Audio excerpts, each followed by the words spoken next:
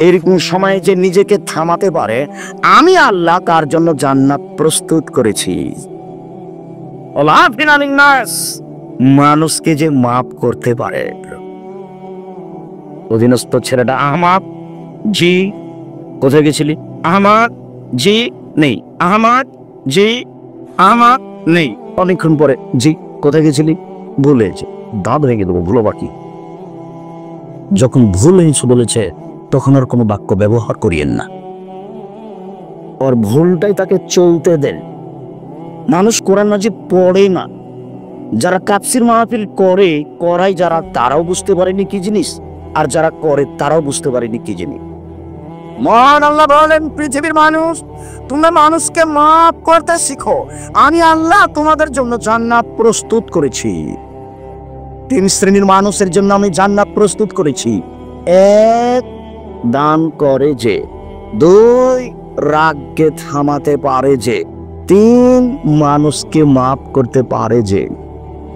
একটু ধৈর্যের পরিচয় দিয়ে কথা শোনার চেষ্টা করুন, আমাদের পক্ষ থেকে জোরালো অনুরোধ রইল। সম্মানিত দিনী ভাই বোন, কোরআন মাজিদে দেশের যেটুকু কথা আছে সেটুকু হলো কিছু বিধান।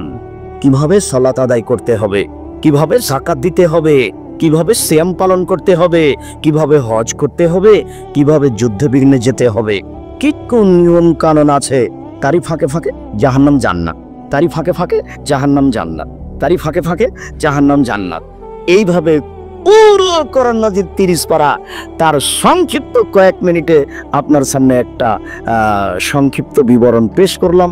এই হচ্ছে কোরআন মাজিদ। কোরআন মাজিদ। মুসা আশআরী রাদিয়াল্লাহু তাআলা আনহু বলেন, রাসূল সাল্লাল্লাহু আলাইহি ওয়াসাল্লাম বলেছেন, আন কুরআন হুজ্জাতুন লাকা আলাইকা, কোরআন তোমার পক্ষেও হতে পারে, কোরআন তোমার বিপক্ষেও হতে পারে। বিচারের মাঠে কোরআন আপনার পক্ষে দাঁড়াবে, কোরআন বিপক্ষেও দাঁড়াতে পারে। খুব জটিল কথা। হাদিস বুখারী মুসলিম, হাদিস বুখারী মুসলিম মানে আমার কথাটা বুঝতে পারেননি। যখন আমি বলেছি বুখারী মুসলিম, তখন আমি এই কথা বলেছি। আম গাছে জাম ধরতে পারে, ধরে না। অমাবস্যা রাতে চাঁদ উঠতে পারে, উঠে না। সুয়ের ছিদ্র দিয়ে লাঙ্গলের ফল ঢুকতে পারে, ঢোকে না। সুয়ের ছিদ্র দিয়ে লাঙ্গলের ফল ঢুকে যেতে পারে, আম গাছে জাম ধরে যেতে পারে, অমাবস্যা রাতে চাঁদ উঠে যেতে পারে, এগুলো ঘটে যেতে পারে। আমি যে কথা বললাম এতে সন্দেহ আছে বলে কিয়ামত পর্যন্ত চেষ্টা করলে তরিষা ঢোকানো যাবে না। যা বলছি তাই থাকবে, তার নাম বুখারী মুসলিম। আমি যখন কোনো অনুবাদ ব্যাখ্যা করেছি তখন আমি এই কথা বলিনি। যখন বুখারী মুসলিম বলেছি তখনই আমি এই কথা বলেছি। কোরআন মাজিদ বিচারের মাঠে আপনার পক্ষে কথা বলবে, আমি কি দিয়ে বোঝাই? এটা কত বড় সুবিধা। কয়েকটা জিনিস বিচারের মাঠে কথা বলবে আপনার পক্ষে। তার একটা হচ্ছে আঙ্গুল। যে আঙ্গুল তাসবিহ গণনা করেছেন, তাসবিহ দানায় তাসবিহ গণনা করিয়েন না, অনুরোধ রইল। আঙ্গুলে তাসবিহ গণনা করেন, আঙ্গুল বিচারের মাঠে আপনার কথা আপনার পক্ষে কথা বলবে। একজন বৃদ্ধ মানুষ বলছেন, আব্দুর রাজ্জাক সাহেব থামেন থামেন থামেন, আমি বৃদ্ধ মানুষ, তাসবিহ দানা ছাড়া গণনা করতে পারি না, তাই আমি তাসবিহ দানা দিয়ে গণনা করি। আঙ্গুলে করলে ভুল হয়। মুরব্বী, আপনাকে সম্মান সহকারে বলছি, আপনি আঙ্গুলে তাসবিহ গণনা করুন। জীবনে যদি একদিনও ঠিক না হয়, প্রতিদিনই যদি ভুল হয়, তবু নেকি পাবেন। কেন? এটাই রাসূলের দেওয়া বিধান। অতএব আঙ্গুল বিচারের মাঠে আপনার পক্ষে কথা বলবে। কালো পাথর হাজরে আসওয়াদ, যদি আপনার টাকা বৈধ হয়ে থাকে, হজ করে থাকেন, তাহলে কালো পাথর বিচারের মাঠে আপনার পক্ষে কথা বলবে। বিচারের মাঠে কথা বলবে আপনার ওই ছোট বাচ্চা ছেলে মেয়ে, যেগুলো আপনার স্ত্রীর পেটে মারা গেছে 4 মাস 6 মাস পরে, যেগুলো আপনার জন্ম নিয়েছে মরা অবস্থায়, যেগুলো মরার জন্মের পরে 2-4 বছর 6 বছর 5 বছর বয়সে মারা গেছে, এরা আপনার বিচারের মাঠে পক্ষে কথা বলবে। আপনাকে আমি বুঝাতে পারিনি এটা কত বড় সুবিধা। দিনাজপুর শহরে এসে ওই গ্রামের একটা লোক ভ্যান নিয়ে আটকা পড়েছে। তো এখন আমার বড় ভাই সম্মানিত সভাপতি সাহেব ওখান দিয়ে যাচ্ছেন, তো দেখছেন যে তার গ্রামের ওই ছেলেটাকে পুলিশে ধরে পিটাচ্ছে। তখন ইনি চট করে গাড়ি থেকে নেমে, কি হয়েছে? ও স্যার, স্যার এই ছেলে এই এলাকায় গাড়ি নিয়ে এসছে, এই এলাকায় গাড়ি নিয়ে আসা দিচ্ছেন। ও ওইটা আমার পাড়ার খেলে ছিল। আচ্ছা স্যার, স্যার আচ্ছা আচ্ছা ছেড়ে দিলাম স্যার, ছেড়ে দিলাম। এখন ছেলেটা বুঝতে পারবে যে এই লোকটা আমার কত বড় উপকারী। কেননা বিপদটা বুঝেছে। আমি তো আপনাকে কিয়ামতের মাঠ বুঝাতে পারছি না কত বড় বিপদ, তাহলে আপনাকে বুঝাতে পারতাম যে কোরআন আপনার কত বড় সুবিধাকারী। তাহলে আপনাকে আমি বুঝাতে পারতাম যে আঙ্গুলে তাসবিহ গণনা করা কত বড় সুবিধে। তাহলে আপনাকে আমি বুঝাতে পারতাম যে ছোট বাচ্চা ছেলে মেয়ে মারা গেলে আপনার জন্য কত বড় সুবিধা। আপনার তো ছেলে মাত্র দুটো, একটা ছেলে একটা মেয়ে, কয়টা মরে আর কয়টা বাঁচে। আপনারা সবাই 10-12 ভাই বোন, কিন্তু আপনাদের ছেলে মেয়ে দুইটা বা একটা, আবার স্ত্রী তাহাজ্জুদ পড়ে, দিনে বৈঠকও করে, মহিলা বৈঠকও করে। কিভাবে এরকম হয়ে গেল বুঝলাম না। আপনার মা 5 কেজি চাল রান্না করতো, আপনারা সবাই খেতেন, ফকির মিসকিনে খেত, গরুতে খেত সকালে, আর আপনি চাল রান্না করছেন 150। দুপুরে মেহমান এসেছে, তখন স্বামী স্ত্রী বলা বলি করছে কি করবে। যা রান্না করেছি তাকে যদি মেহমানকে দিত শেষ হয়ে যাবে। এক কাজ করো, চানাচুর বিস্কুট দিয়ে বিদায় করতো।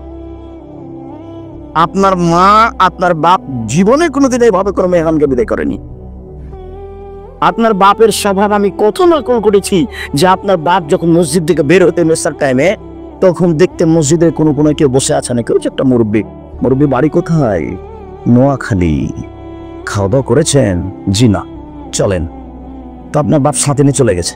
আপনার মা জানতেন যে মেহমান মসজিদ দিকে ধরে নিয়ে আসতে পারে, আপনার মা কোনোদিন ভারী মনে করেনি। আর আজকে যদি আপনি একটা বড় উচ্চ শিক্ষিত মানুষকে সাথে নিয়ে যান রাত 10টা-11টার সময়, আর যদি বউকে বলেন যে একটু মেহমান, তাহলে তো একবারে নাক শিখবে। তুমি সময় পাও না, মানে হিসাব নেই। বউ আমি তালাক দিতে বলিনি, তবে পরামর্শ দিতে বলেছি, পরামর্শ দিয়েছি।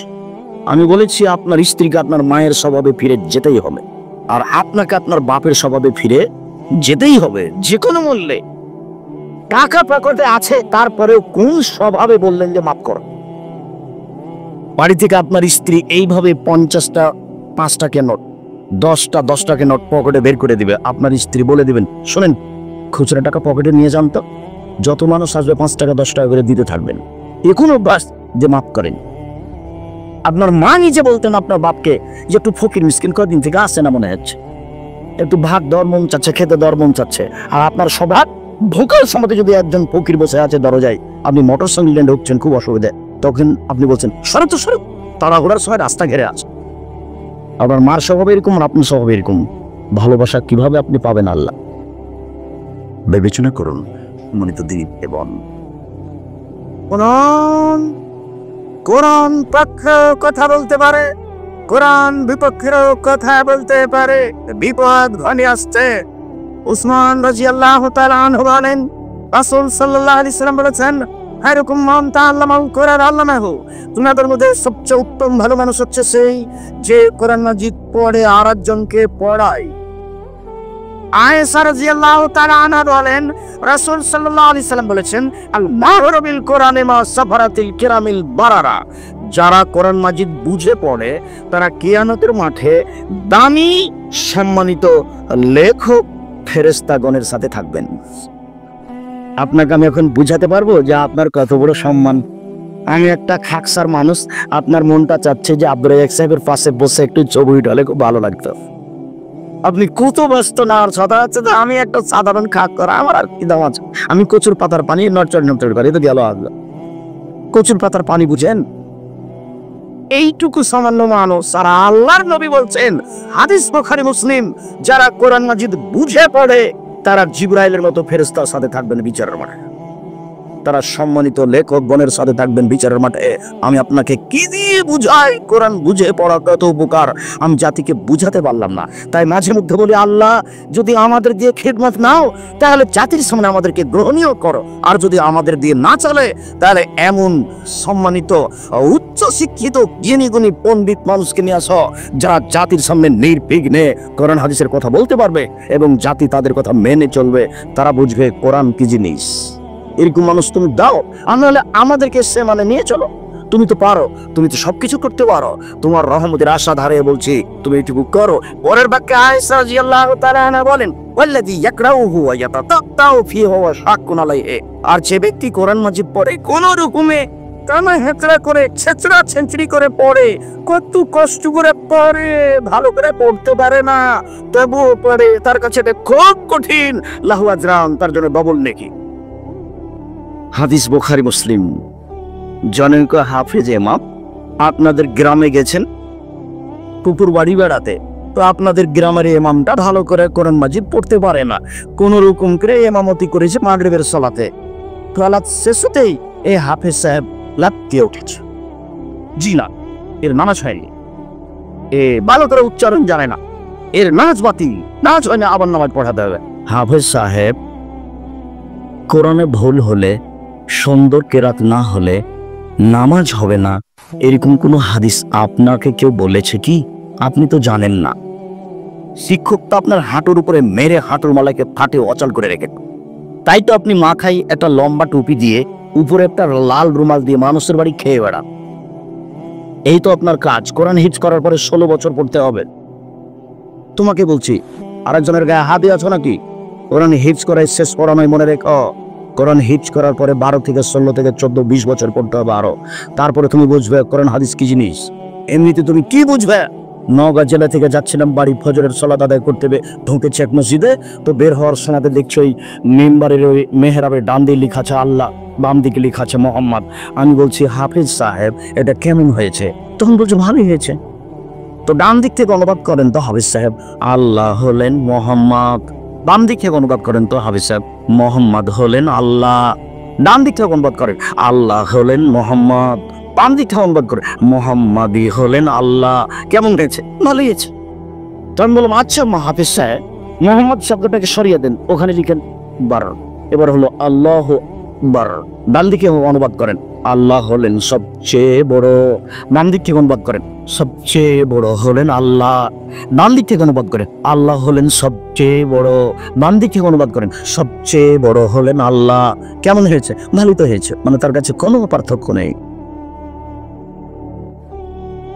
জনাব, আপনাকে আমি অনুরোধ জানাচ্ছি, আপনি হিফজখানা শুধু খুলে চালু রাখবেন না, হিফজখানার সাথে কোরআন হাদিস ছেলে শিখবে এরকম তো 5ম শ্রেণী পর্যন্ত রাখেন। না পারলে তো জাতির জন্য জামিয়া সালাফের ডাঙ্গিপাড়া পবার আছেই, জামিয়া সালাফের রূপগঞ্জ নারায়ণগঞ্জ ঢাকা আছেই। আমার মনে বড় সাপ, এদেশের মাটিতে আমি উন্নত মানের প্রতিষ্ঠান গড়বই গড়ব ইনশাআল্লাহ। এখনো এই প্রতিষ্ঠান প্রায় 2500 ছেলে মেয়ে পড়াশোনা করে। আমার মনে বড় সাপ, এদেশের মাটিতে আমি উন্নত মানের প্রতিষ্ঠান গড়বই গড়ব ইনশাআল্লাহ। যেখানে ছেলেরা বাংলা, ইংরেজি, আরবি উন্নত মানের শিক্ষা অর্জন করে অন্যায়ের বিরুদ্ধে লড়বে মুখে কলমে মিডিয়ায়। আমার মনে বড় সাপ, আপনার কাছে আমি দোয়া চেয়েছি, অন্য কিছু চাইনি। ভুল আকীদা থেকে মানুষকে ফিরিয়ে নিয়ে আসতে হবে যে কোনো মূল্যে। আপনি প্রাণপণে চেষ্টা করুন। উকবা বিন আমির রাদিয়াল্লাহু তাআলা আনহু বলেন, খারাজা রাসূলুল্লাহ সাল্লাল্লাহু আলাইহি সাল্লাম ওয়া নাহনু ফি সুফফা। আমরা আহলে সুফফাদের সাথে ছিলাম। আল্লাহর নবী বের হয়ে আসলেন। তখন আল্লাহর নবী এসে বললেন, আইয়ুবা আহাদুকুম আই ইয়াদল বথনা বিলাকিকে। তোমাদের কেউ পারবে কি বোথা পাহাড়ে সকালে সকালে যেতে, আকিক পাহাড়ে সকালে সকালে যেতে? এতিবে কমাইনে নাকাতাইনে, দুইটি উঁচু দামি উট নিয়ে চলে আসবে। বেগাইরে ইসমিনা কাতে রাহমিন, কোনো পাপ হবে না, মারামারি হবে না, যাবে পেয়ে যাবে, যাবে পেয়ে যাবে। দিনাজপুর বড় মাঠে যাবে, কথার কথা। বুখারী মুসলিমের হাদিসে বড় মাঠ নেই, বুখারী মুসলিমের হাদিসে আছে আকিক বাজার, বোথা পাহাড়। কথার কথা বললাম, দিনাজপুর বড় মাঠে যাবে, 2টি উট পেয়ে যাবে। 2টি উট কেন? দিনাজপুরের সবচেয়ে দামি কি? লিচু। দিনাজপুর বড় মাঠে যাবে, 2 ট্রাক লিচু পেয়ে যাবে। কোনো কিছু করা লাগবে না, মারামারি নেই, সম্পর্ক ছিন্ন নেই, ছিনতাই নেই, এমনি পেয়ে যাবে। এটা তোমাদের কেউ চাই কি? হ্যাঁ, আমরা তো এটা সবাই চাই। তখন আল্লাহ রাসূল বলছেন, শোনো শোনো শোনো, আফালে একদু আহাদুকুম মিনাল মসজিদ, তোমাদের কেউ সকালে সকালে মসজিদে যেতে পারবে কি? একটা আয়াত আনে, আয়াত আনে, গিয়ে 2টি আয়াত পড়বে বা পড়াবে, গিয়ে 2টি আয়াত পড়বে বা পড়াবে। খায়রুল্লাহু মিন নাকাতাইনে, তার জন্য 2টি উটের চেয়ে দামি। 3টি আয়াত তার জন্য 3টি উটের চেয়ে দামি। 4টি আয়াত তার জন্য 4টি উটের চেয়ে দামি। অমিনা আয়াতে ইন্না মিনাল বলে, যত আয়াত তত উট, যত আয়াত তত উট, যত আয়াত তত উট। পারবে কি? বুখারী মুসলিম। ধরেন একটা উটের দাম এখন 1.5 লক্ষ, 1 লক্ষ টাকা। এই উটটা 1 লক্ষ টাকা দান করা যতটুকু, 1 আয়াত পড়া ততটুকু। হাদিস বুখারী মুসলিম। আবু হুরায়রা রাদিয়াল্লাহু তাআলা আনহু বলেন, রাসূল সাল্লাল্লাহু আলাইহি সাল্লাম বলেছেন, ইউকালু লিসাহিবিল কোরআন, যারা দুনিয়াতে কোরআন মাজিদ পড়ে তাদেরকে বিচারের মাঠে বলা হবে, ইকরা ওয়া অর্থাকে পড়ো আর জান্নাতের উপর তালার দিকে যাও, পড়ো আর জান্নাতের উপর তালার দিকে যাও। রাত্তিল কামা তুরাত্তিল ফিদ দুনিয়া, সুন্দর করে পড়ো আর চড়তে থাকো, সুন্দর করে পড়ো, উপরে উঠতে থাকো। ইন্না মানজিলাকা আখির আয়াতিন তাকরাউহা, পড়তে পড়তে পড়তে পড়তে যেটা তোমার শেষ আয়াত হবে সেটাই তোমার থাকার জায়গা। পড়তে পড়তে পড়তে পড়তে যেটা তোমার শেষ আয়াত হবে সেটাই হলো তোমার থাকার জায়গা। এ কথা মুহাম্মদ সাল্লাল্লাহু আলাইহি সাল্লাম বলেন। সম্মানিত দিনী ভাই বোন, রাসূল সাল্লাল্লাহু আলাইহি সাল্লাম বলেন, ইকরাউল কোরআনা ফাইন্নাহু শাফিউন ইয়াউমাল কিয়ামা, তোমরা কোরআন মাজিদ পড়ো, বিচারের মাঝে কোরআন মাজিদ তোমাদের পক্ষে কথা বলবে। রাসূল সাল্লাল্লাহু আলাইহি সাল্লাম বলেন, ইউতাবানাল কিয়ামা বিল কোরআনে ওয়াল্লাযিনা ইয়ামালুনা বিহি ওয়া ইয়াকরাউনা বিহি, বিচারের মাঠে কোরআন মাজিদকে নিয়ে আসা হবে, আর যে পড়ে তাকে নিয়ে আসা হবে। এক খেলে চেয়ে থাকবেন, নড়াচড়া করবেন না। এই ছেলে, তোমাকে বলছি তুমি কারো গায়ে হাত দিয়ে বসে থাকো না, একবারে প্রস্তুত, রেডি, পাখি যেন মনে করে তুমি পাথো। এইভাবে এক খেলে চেয়ে থাকবা। বিচারের মাঠে আল্লাহ কোরআন মাজিদকে নিয়ে আসবেন আর আপনাকে নিয়ে আসবেন। অতঃগতম সূরাতুল বাকারা আল ইমরান, সবার আগে আসবে সূরা বাকারা, সূরা আল ইমরান। সবার আগে আসবে সূরা বাকারা, সূরা আল ইমরান। সবার আগে আসবে সূরা বাকারা, সূরা আল ইমরান। তাহাজ্জুদে আসাবে হেমা, দুইজনের পক্ষে আল্লাহর সাথে তর্ক ঝগড়া লাগিয়ে দিবে। তার আল্লাহ বলবেন না, এ পাপী জাহান্নামে যাবে। সূরা বাকারা, সূরা আল ইমরান বলবে জি না, কখনো হতে পারে না, এদেরকে আগে জান্নাতে দিতে হবে, তারপরে কোনো কথা। তার নাম তর্ক, তার নাম ঝগড়া, তুমুল তর্ক লাগিয়ে দিবে। পুরা বাকারা আর সূরা আল ইমরান আপনার পক্ষে হয়ে। মুহাম্মদ বাহিলি রাদিয়াল্লাহু তাআলা আনহু বলেন, রাসূল সাল্লাল্লাহু আলাইহি সাল্লাম বললেন, ইকরাউ যারাইনি, তোমরা উজ্জ্বল দুটি সূরা পড়ো, তোমরা উজ্জ্বল দুটি সূরা পড়ো। সূরাতুল বাকারা আর সূরাত আল ইমরান। সূরা বাকারা পড়ো, সূরা আল ইমরান পড়ো। ইয়াতিয়ানি ইয়াউমাল কিয়ামা কান্নাহুমা গায়াতানে, কান্নাহুমা গানামাতানে, কান্নাহুমা ফিরকানে মিন তায়রিন সাফিন। সূরা দুটি আসবে যেন দুটি মেঘখণ্ড, সূরা দুটি আসবে যেন দুটি সামিয়ানা। সামিয়ানা বুঝেন তো? সূরা দুটি আসবে যেন সূরা দুটি পাখির ঝাঁক যারা ডানা মেলে আছে। সূরা দুটি আসবে যেন দুটি মেঘখণ্ড, সূরা দুটি আসবে যেন দুটি সামিয়ানা, সূরা দুটি আসবে যেন তারা পাখির ঝাঁক। তাহাজ্জুদে লাসাবে হেমা, তুমুল তর্ক লাগিয়ে দিবে যারা পড়েছে তাদের পক্ষে হয়ে।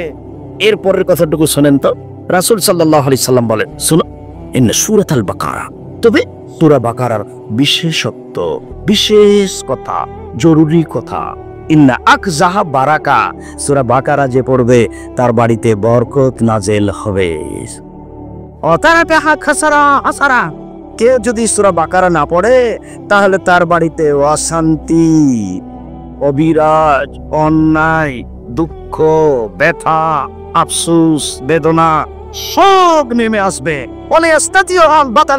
অলস ব্যক্তিরা সূরা বাকারা পড়তে পারে না, অলস ব্যক্তিরা সূরা বাকারা পড়তে পারে না, অলস ব্যক্তিরা সূরা বাকারা পড়তে পারে না। সূরা বাকারা, সম্মানিত দিনী ভাই বোন, খণ্ডকালীন সূরা বাকারা, সূরা আল ইমরান। আবু হুরায়রা রাদিয়াল্লাহু তাআলা আনহু বলেন যে আল্লাহর নবী আমাকে ফিতরার সম্পদ, চাউল, গম এগুলো দেখাশোনা করতে বললেন। আবু হুরায়রা, জি, তুমি এই জাকাতুল ফিতরা পাহারা দাও তো। আবু হুরায়রা, আচ্ছা ঠিক আছে আল্লাহ নবী, দিচ্ছি। রাতে চোর আসলো, ব্যাগের জিনিসগুলো ভরতে লাগলো, আমি চোরকে ধরে নিলাম। তখন চোর বলছে, আমি গরিব মানুষ, আমি গরিব মানুষ, আমাকে দয়া করে ছেড়ে দেন, আমার অনেক ছেলে মেয়ে আছে। আমার অন্তরে দয়া হলো, আমি ছেড়ে দিলাম। সকালে রাসূলের সাথে দেখা। আল্লাহ রাসূল বলেন, আবু হুরায়রা, জি, চোরের সাথে কি করেছ? আল্লাহ রাসূল, ও বলছে যে আমি গরিব মানুষ, আমার ছেলে মেয়ে আছে, আমি ছেড়ে দিয়েছি। তখন আল্লাহ রাসূল বলছেন, আচ্ছা, ও মিথ্যা কথা বলেছো, আবার আসবে। পরের দিন ঠিকই ও এসেছে, ব্যাগে জিনিস ঢোকাচ্ছে, আমি ধরে নিলাম। তখন আমাকে বলছে, আর আসবো না, আর আসবো না, ছেড়ে দেন, ছেড়ে দেন, আর আসবো না, আর আসবো। তো ছেড়ে দিলাম।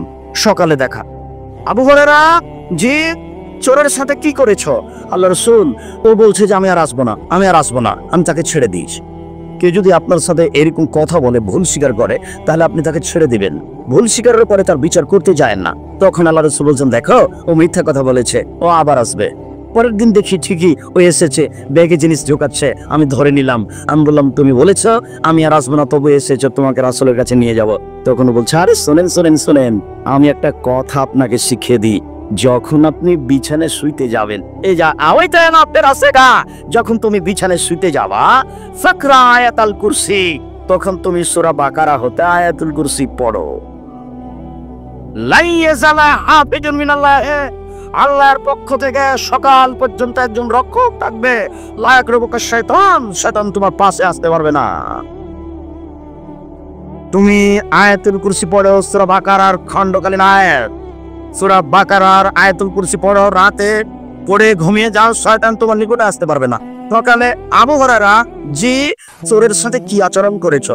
আল্লাহর নবী চোর এগুলো এগুলো বলল। ওহো, আরে চোর ঠিকই বলেছে, তবে ও নিজে মিথ্যুক, ও তো শয়তান, ও তো শয়তান। হাদিস বুখারী মুসলিম। আব্দুল্লাহ ইবনে মাসউদ রাদিয়াল্লাহু তাআলা আনহু বলেন, রাসূল এর জন্য বিশেষ দোয়া পড়তে হবে। আল্লাহ নবী বলছেন তোমরা তোমাদের বাড়িকে কবরস্থান করো না।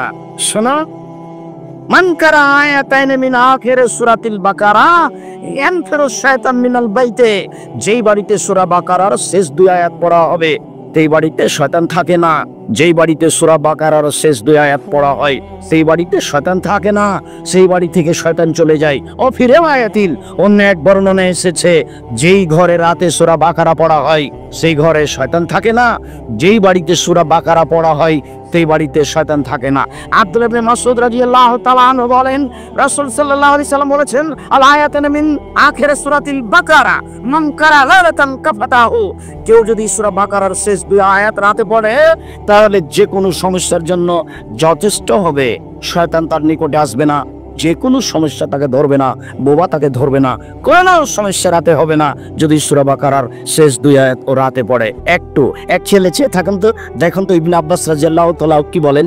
ইবনে আব্বাস রাদিয়াল্লাহু তাআলা আনহু বলেন, একদা আল্লাহর নবীর পাশে জিবরাইল বসেছিলেন। জিবরাইল আল্লাহর নবীর পাশে বসে আছেন। নামিয়া সাউতান, এই পাওকা রাসিহি, মাথার উপর একটা শব্দ শুনতে পেলেন, হঠাৎ একটা শব্দ। জিবরাইল উপর দিকে তাকালেন না। ফতেহা বাবুন, একটি দরজা খোলা হয়েছে। জিবরাইল বলেন, হাজাবা, এইটা একটি দরজা, ফতেহা আলিয়াম আজকে খোলা হয়েছে। লামের তাকাত তো আজকের পূর্বে কোনোদিন খোলা হয়নি। নাজালা মিনহুম মালাকুন, এই দরজাতে একজন ফেরেশতা নেমে আসলেন। লাম ইয়ানজাল কাত্তু মিন কাবল, এর পূর্বে কোনোদিন এই ফেরেশতা এই দরজাতে নেমে আসেননি।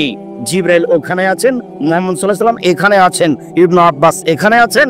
জিবরাইল এসে ওই ফেরেশতা এসে বলছেন, আসসালামু আলাইকুম আবশির বিন নূরাইন, মুহাম্মদ দুইটি উজ্জ্বলতার কথা শোনেন, মুহাম্মদ দুইটি উজ্জ্বলতার কথা শোনেন। আপনাকে দেওয়া হয়েছে, অতীতে কোনো নবীকে দেওয়া হয়নি। এক সূরা ফাতিহা, দুই সূরা বাকারার শেষ দুই আয়াত। সূরা বাকারার শেষ দুই আয়াত ব্যতিক্রম কিছু। রাসূল সাল্লাল্লাহু আলাইহি ওয়াসাল্লাম বলেন, মান কারা হারফান মিনহা ফাওকিহু, সূরা বাকারার শেষ দুই আয়াত যে পড়বে তাকে যে ইচ্ছে পড়া হবে তাকে তাই দেওয়া হবে। সূরা বাকারার শেষ দুই আয়াত যে ইচ্ছে পড়বে তাকে তাই দেওয়া হবে। ঠিক জমজমের পানির মতো হয়ে গেল। রাসূল সাল্লাল্লাহু আলাইহি ওয়াসাল্লাম বললেন, মা জামজাম মা শরবালাহু, যে উদ্দেশ্যে জমজমের পানি পান করা হয় সে উদ্দেশ্যেই তার পূর্ণ হবে।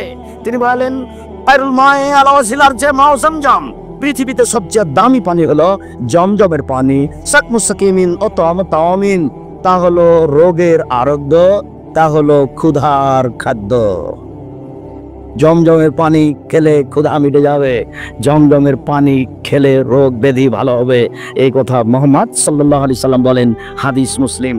সম্মানিত দিনী ভাই বোন, জাবের রাদিয়াল্লাহু তাআলা আনহু বলেন, রাসূল সাল্লাল্লাহু আলাইহি ওয়াসাল্লাম বলেছেন, ইন্না সূরাতান ফিল কোরআনে সালাসুনা, নিশ্চয় কোরআন মাজিদে একটি সূরা রয়েছে যাতে রয়েছে 30টি আয়াত। শাফাআতুল রাজুলিন হাত্তা গফিরা লাহু, ও বিচারের মাঠে ওই ব্যক্তির জন্য সুপারিশ করতেই থাকবে, সুপারিশ করতেই থাকবে, করতে করতে করতে করতে করতে যখন ক্ষমা করে দেওয়া হবে তখন ওই সূরা চলে যাবে, তার নাম সূরাতুল মুলক। 30টি আয়াত বিশিষ্ট একটি সূরা আছে কোরআন মাজিদে, যে পড়বে তার ক্ষমা না হওয়া পর্যন্ত, তার জান্নাতের ঘোষণা না হওয়া পর্যন্ত যাবে না বিচার মাঠ।